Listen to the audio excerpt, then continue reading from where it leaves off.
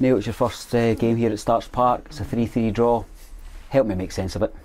No, I've been in football a long time, but again, it's why we love and hate it, the same amount at times, because for everything that was good, we're left feeling utter disappointment. So it's hard at this moment, just so quickly after the final whistle, it feels, as I say, we're talking about a loss. It's not a loss, but almost like to lose the points in that manner is really tough. 3-1 up, a first minute penalty, a 94th minute equaliser. How do we break this run? Yeah, I mean, I think perform like that, I really do. I believe in these tough moments, and we're definitely going through a tough moment in respect to, like you mentioned, another penalty. Is it not? I think it was soft, but again, poor defending on our part probably prior to it. But from that to the 94th minute equaliser, I don't think anyone can say anything other than it was an outstanding performance. We have to consider a couple of the frailties, because I think at Ayr United we maybe seen slightly the same in terms of we were brilliant for 70 minutes that day, and then bang bang goals. So I think something that we need to consider. But equally, I also think that I'm a big believer if you get the performances right, the results follow. And I really thought if the players performed like that, I'd be going in and being able to pat them in the back, because that's what they deserve. I think the anxiety from the stand is replicating how many missed messages I had as we entered about the 92nd minute, saying it's the equaliser's coming, isn't it? Yeah.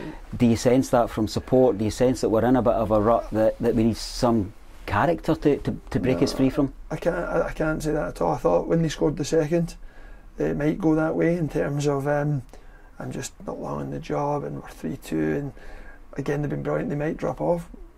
The crowd didn't. I thought the crowd got behind the players from the first minute to the right to the end, and I think the players got the fans into the game by the way that they played. And even from the 80th minute when we lost the second goal, we went back on top, we kept them in their half. So no, I think a couple of small things that we probably need to consider.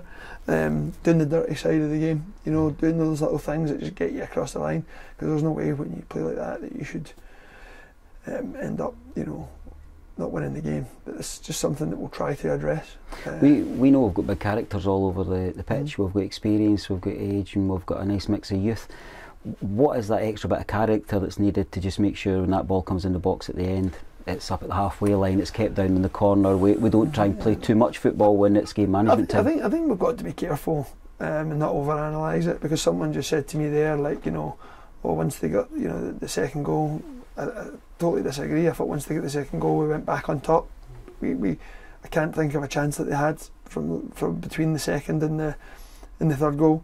I think in terms of character, I thought the boys showed loads of character. I mean, you're coming in here, home game, poor start, they were brave, they were aggressive, they played with energy, intensity. Yeah, a couple of moments, but it's just about being better in those moments, and that's something we need to work on, and maybe dealing with a couple of those set pieces, like you said. How do we do that? But as I say, I just think we're going through a little period. On any other day we play like that, I believe we'll win, and I think we'll play a lot worse than that and win games as well. It's certainly a performance that it's not difficult to pick out the positives. How did you see them?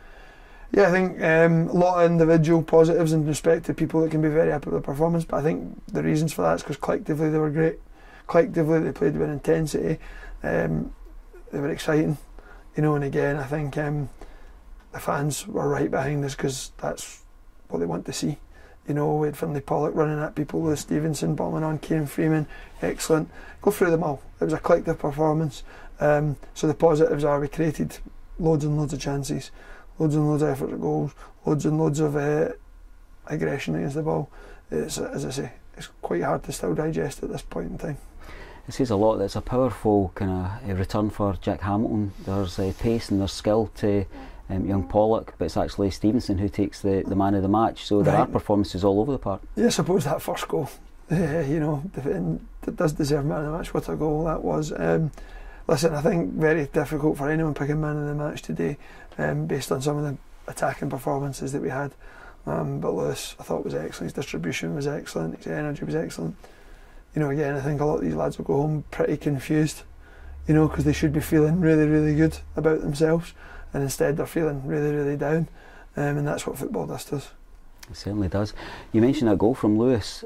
I think that a large swathe of the support actually had eyes on our other Lewis at the edge of the box. Lewis Vaughan's gone down and hobbled off the pitch. Have you got any early news? No. I mean, again, it just seems to be going through this period right now. Lewis has been standing in training this week. Lewis Vaughan, he's obviously just coming back. He's probably just getting to the fitness levels.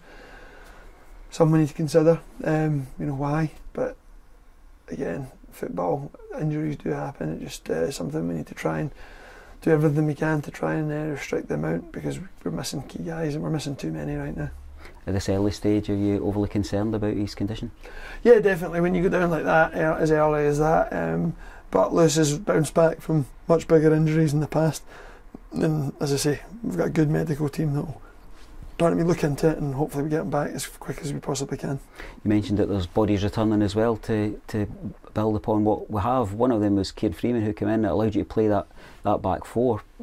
Seemed to be effective for long parts of the game. I thought Kieran, he tired at the end, and maybe had we had another change, we could have looked after him. But I just felt that the way he played and the way he'd handled himself, like, we're better keeping a defender on the pitch. I thought he was excellent. Again, I don't think there's a man that we can say anything other than that we're excellent today. So Kieran, pleased to see him. He's come back from another niggling injury. That was more from the volume pre-season, getting used to the AstroTurf.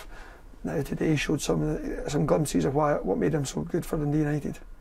What's the week ahead got in store? Well, again, I think we'll need to pick the bones out of this, but also building the positives. We've got a big game coming up again next Saturday. A huge test against a team that I believe are still unbeaten in the league. So another opportunity to go show our fans what we're working hard to do. And I think that's the thing I really wanted to today for the players first and foremost, because they deserve it. They're putting a lot of work in, and for the fans, I thought they deserve to see a team win at home, and especially play the way we did. We'll need to do it next week. We wish you well for the week ahead as we build upon what we've got. Thanks, Davey.